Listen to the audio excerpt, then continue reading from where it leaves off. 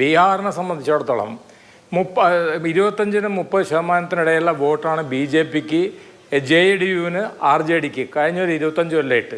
ഇവരെങ്ങനെ join ചെയ്യുന്നോ അതനുസരിച്ചിട്ടാണ് land slide victory. അതായത് B J പിയും ജെ ഡി യുവും കൂടെ ചേർന്നിട്ടുള്ള 2010 പറ്റി നിങ്ങൾ പറഞ്ഞു. 2015 സ്ഥിതി മാറിയില്ലേ? അവിടെ എന്ത് പറ്റി വെച്ചാൽ ആർ ജെ ഡിയും ജെ ഡി യുവും കൂടെ ചേരുമ്പോൾ ഏകദേശം അതേമാതിരി തന്നെയുള്ളൊരു ലാൻഡ് സ്ലൈഡ് വിക്ടറി വരുന്നു. പിന്നെ വീണ്ടും മറിച്ച് വരുന്നു. ഇവർ നമ്മുടെ പാസ്വാൻ കൂട്ടരും ഇവരെ കാല് വാരുമ്പോൾ ഏകദേശം ഈക്വലായിട്ട് വരുന്നു, രണ്ടുപേരും 50-50 ആയിട്ട് വരുന്നു. അപ്പോൾ അതാണ് അതിൻ്റെ ജാതി സമവാക്യങ്ങളുടെ ചിത്രം. ഇനി അടുത്ത കാര്യം കോൺഗ്രസിനെ പറ്റിയിട്ടാണ് നിങ്ങളുടെ ചോദ്യം, അഭിലാഷ്. ആദ്യം തന്നെ Congress does not exist in ബീഹാറിനെ. It does not exist. I will tell you why. എന്താ വെച്ചാൽ 1990 ഞാൻ എല്ലാം ഓർമ്മ വെച്ച് പറയണം, മനസ്സിലല്ലേ? When Satyendra Narayan Sinha was the last Congress chief minister. അന്ന് മനസ്സിലായില്ലേ, കോൺഗ്രസ് വെറും സവർണ വോട്ട്, അതിൻ്റെ പേര് ബ്രാഹ്മൺ, ഹരിജൻ, ആദിവാസി വോട്ട് എന്നാണ്. അതിൽ ബ്രാഹ്മൺ എന്ന് പറഞ്ഞാൽ ഭൂമിഹാറും പെടും, മറ്റേ കായസ്ഥയും പെടും, രാജ്പുട്ടും എല്ലാം കൂടെയാണ് ഈ ബി. അന്ന് അവർ സത്യേന്ദ്ര നാരായൺ സിൻഹയുടെ കാലഘട്ടത്തിൽ ഒരു വലിയൊരു വർഗീയ ലഹറാണെന്നോ ബാഗൽപൂറിൽ, മനസ്സിലായില്ലേ? അന്ന് 5000 പേരാണ് അനൗദ്യോഗിക കണക്കുകൾ കാണിക്കുന്ന 5000 പേര് the biggest communal riot in Bihar നടന്നിട്ടുള്ളത് ബാഗൽപൂറിൽ. അതിന് മുമ്പ് റാഞ്ചിയിലുണ്ടായിരുന്നു. അതല്ല, അപ്പോൾ അന്ന് നടന്നത് സത്യേന്ദ്ര നാരായൺ സിൻഹയുടെ ഇൻകോമ്പിറ്റൻസ് ആണെന്ന് പറഞ്ഞിട്ട് അദ്ദേഹത്തിനെതിരായിട്ട് നടപടിയെടുക്കേണ്ടതായിട്ട് വന്നു. അപ്പോൾ അദ്ദേഹത്തിൻ്റെ ഓട്ടോബയോഗ്രഫിയിൽ അദ്ദേഹം എഴുതിയിരിക്കുന്നത് ഇത് കോൺഗ്രസിൻ്റെ മുൻ മുഖ്യമന്ത്രിയായിട്ടുള്ള ഭഗവത് ജാ ആസാദാണ് ഇത് എഞ്ചിനീയർ ചെയ്തതെന്നാണ്. ഒന്ന്. നമ്പർ 2, മണ്ഡൽ കമ്മീഷൻ റിപ്പോർട്ട് നടപ്പാക്കാൻ ഏറ്റവും മടി കാണിച്ച പാർട്ടി ഏത് പാർട്ടിയാണ്? കോൺഗ്രസ് പാർട്ടി. കാരണം 1980 മനസ്സിലായില്ലേ, ജനതാ പാർട്ടി അധികാരത്തിൽ വന്നപ്പോൾ മൊറാർജി ദേശായിയുടെ അവരാണ് മണ്ഡൽ കമ്മീഷൻ കൊണ്ടുവന്നത്. ആ മണ്ഡൽ കമ്മീഷനെ ഇന്ദിരാഗാന്ധി മനസ്സിലായില്ലേ 10 കൊല്ലം കോൾഡ് സ്റ്റോറേജിൽ വെച്ചു. ഇന്ദിരാഗാന്ധി മീൻസ് കോൺഗ്രസ്. രാഹുൽ ഗാന്ധി എന്ന് പറഞ്ഞാൽ it is A can of worms എന്നാണ്. അങ്ങനെയാണ് ഈ ജനതാ പാർട്ടി എന്നുള്ള ഈ സംയുക്ത ജനതാ പാർട്ടി, അതായത് ആർ ജെ ഡിയും ജെ ഡി യും അടക്കമുള്ള പാർട്ടി, ജനതാദൾ അല്ലെങ്കിൽ ആ പാർട്ടി 90 അധികാരത്തിൽ വന്നതിന് ശേഷം ഇപ്പോൾ നമ്മൾ നോക്കിയാൽ മതി, ഈ ബീഹാറിൻ്റെ ചരിത്രത്തിൽ 35 വർഷമായിട്ട് ഒരു പിന്നോക്കക്കാരൻ മാത്രമേ അവിടെ മുഖ്യമന്ത്രിയായിട്ട് വരുന്നുള്ളൂ. അത് നിതീഷ് ആവാം, അത് ലാലു ആവാം, രാബ്രി ദേവി ആവാം, അത് ജിതിൻ റാം മാഞ്ചി ആവാം, അത് അദ്ദേഹം ദളിതാണ്, മഹാദളിത്ത്. അപ്പോൾ ഈ Congress is not at all present in Bihar, മനസ്സിലായില്ലേ? അതായത് പകുതി ഈ ബീഹാറിലെ പഴയ കോൺഗ്രസ് മുഖ്യമന്ത്രിമാർ, ഞാൻ പേരുകൾ പറഞ്ഞല്ലോ, ഭഗവത് ജാ ആസാദ്, ജഗന്നാഥ് മിശ്ര, അങ്ങനെയുള്ള അല്ലെങ്കിൽ സത്യേന്ദ്ര നാരായൺ സിൻഹ, ഇവരുടെയൊക്കെ കുടുംബങ്ങൾ ഒന്നടക്കം ബി ജെ പിയിൽ ജോയിൻ ചെയ്തു. അപ്പോൾ ദാറ്റ് മീൻസ് ബീഹാറിലെ upper caste vote of the Congress shifted to the B J P. മറിച്ച് what happen to the Muslim vote? Muslim vote Bhagalpur riots കാരണം മുസ്ലിം വോട്ട് അവർ രക്ഷകനായിട്ട് അവർ കാണുന്നത് നിതീഷ് കുമാറിനെയും ലാലു പ്രസാദ് യാദവിനാണ്. കാരണം കഴിഞ്ഞ 35 വർഷമായിട്ട് കാര്യപ്പെട്ട വർഗീയ ലഹളകളില്ലാത്ത ഒരു സംസ്ഥാനമാണ് ബീഹാർ. സമസ്തിപൂറിൽ വെച്ചിട്ട് LK അദ്വാനിനെ അറസ്റ്റ് ചെയ്തപ്പോൾ പോലും ബീഹാറിൽ വരാൻ കാര്യമായിട്ടുള്ള അനക്കുണ്ടായില്ല.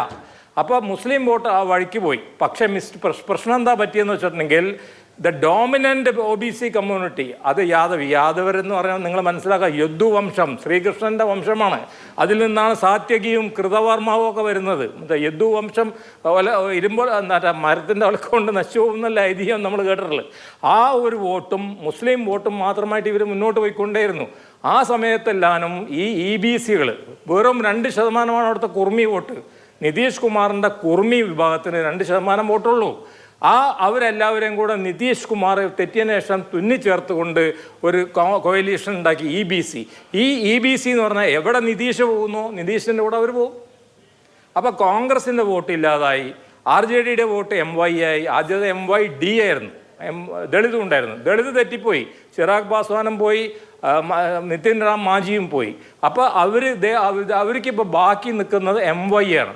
MY എന്ന് പറഞ്ഞാൽ 14% യാദവും 17% മുസ്ലിം അടക്കം 31% വരുന്ന ഒരു കോയലീഷനാണ്. ഓക്കെ, അതൊരു ശക്തമായ ഒരു കോയലീഷനാണ്. പക്ഷേ ഇതിൻ്റെ ഇടയിലാണ് ഭാരതീയ ജനതാ പാർട്ടി, ഞങ്ങളൊക്കെ നമ്മൾ ആരോപണം ഉന്നയിക്കുന്നു. ഓഫ് കോഴ്സ് ഏറ്റവും വർഗീയ വിഷമായിട്ടുള്ള ഇന്ത്യയുടെ ചരിത്രത്തിൽ ഞാൻ മുസ്ലിം സമുദായത്തിൻ്റെ ഒരു കാര്യപ്പെട്ട ഒരു സംഘടനയുടെ പ്രസിഡൻ്റാണെന്ന് കൂടി മനസ്സിലാക്കണം. ഞങ്ങൾ പലപ്പോഴും കേട്ടിട്ടുണ്ട് അസൗദ്ദീൻ ഓവൈസിയുടെ. മാത്രമല്ല, ഞാൻ ഉസ്മാനിയ മെഡിക്കൽ കോളേജിലാണ് പഠിച്ചത്. ഓൾഡ് സിറ്റി, അവിടെയാണ് ഇദ്ദേഹത്തിൻ്റെ സ്ട്രോങ് ഹോൾഡ്. ആ 5-6 MLA-മാരുണ്ട് MIM-ൻ്റെ അവിടെ, ഞങ്ങൾ പഠിക്കുന്ന സ്ഥലത്ത്. അവിടെ വലിയ വർഗീയതകളിലൊക്കെ എന്ത് റോളാണ് ഇവർ പ്ലേ ചെയ്തിട്ടെന്ന് എനിക്ക് അറിയാം. അപ്പോൾ അങ്ങനത്തെ ഒരാളെ സ്പോയിലറായിട്ട് ആരിറക്കിയാലും അത് അപലപിക്കേണ്ടതാണ്. കഴിഞ്ഞ തവണ സ്പോയിലറായിട്ട് 5 MLA-മാരായിട്ട് വന്നു. ആ 12,000 വോട്ട് എന്ന് പറയുന്നത് ഇവർ സ്പോയിലാക്കിയത്. ഇത്തവണത്തെ സ്പോയിലിംഗ് പറഞ്ഞുതരാം എത്രയെന്ന്. 5 MLA-മാർ പോയി MIM-ൽ. 8 സ്ഥലത്ത് ഇവർ കാരണം 6 സ്ഥലത്ത് BJP ജയിച്ചു, 2 സ്ഥലത്ത് JDU ജയിച്ചു. അപ്പോൾ ഇവർ സ്പോയിൽ ചെയ്തിരിക്കുന്നത് 13 സീറ്റാണ് അവിടെ. അപ്പോൾ ഇതിൻ്റെ അർത്ഥം എന്താണെന്ന് വെച്ചിട്ടുണ്ടെങ്കിൽ അവിടെ സോഷ്യൽ എഞ്ചിനീയറിംഗ് ഉണ്ട്, അല്ല അവിടെ കമ്മ്യൂണൽ എഞ്ചിനീയറിംഗ് ഉണ്ട്, പൊളിറ്റിക്കൽ എഞ്ചിനീയറിംഗ് ഉണ്ട്, പിന്നെ എക്കണോമിക് എഞ്ചിനീയറിംഗ്. ഒവൈസിയെ കൊണ്ടുവന്നതാണെങ്കിലും ഇവിടുത്തെ പ്രശ്നം അതല്ലെങ്കിൽ ഇവിടെ നടന്ന കാര്യം എന്ന് പറയുന്നത് ഒവൈസി അല്ലെങ്കിൽ AIMIM ബീഹാറികൾക്ക് പ്രത്യേകിച്ച് സീമാഞ്ചൽ മേഖലയിലുള്ളവർക്ക് സ്വീകാര്യനാകുന്നു എന്നുള്ളതാണല്ലോ. സീമാഞ്ചലിൽ 3 സീറ്റേ മഹാഗഠബന്ധന് കിട്ടിയിട്ടുള്ളൂ എന്നുള്ള കാര്യം കൂടി ശ്രദ്ധിക്കണം. അതായത് മുസ്ലിം ഭൂരിപക്ഷ മേഖലയിൽ വലിയ തോതിൽ ഈ MY കോമ്പിനേഷൻ വർക്ക് ചെയ്തിരുന്നുവെങ്കിൽ, MY-ലെ M കൂടി ഫംഗ്ഷൻ ചെയ്തിരുന്നുവെങ്കിൽ മഹാഗഠബന്ധൻ ഇതിനേക്കാൾ നല്ല പെർഫോമൻസ് കാഴ്ചവെക്കാൻ കഴിയുമായിരുന്നു. പക്ഷേ എന്തുകൊണ്ടാണ് മുസ്ലിം വോട്ടുകൾ ഇത്തവണ സാധാരണ കിട്ടുന്നത് പോലെ N ബ്ലോക്കായിട്ട് RJDക്കും കോൺഗ്രസിനും കിട്ടാത്തത് എന്ന ചോദ്യം സ്വാഭാവികമായും അവിടെ ഉണ്ടാവുമല്ലോ. ഞങ്ങൾ വോട്ട് കുത്തുകൾ മാത്രമല്ല റെപ്രസെന്റേഷൻ കൂടി വേണം എന്ന് മുസ്ലിങ്ങൾ, അവിടുത്തെ മുസ്ലിങ്ങൾ, സീമാഞ്ചലിലെ മുസ്ലിങ്ങൾ ഒരു നിലപാടെടുത്തത് കൊണ്ടാകുമോ?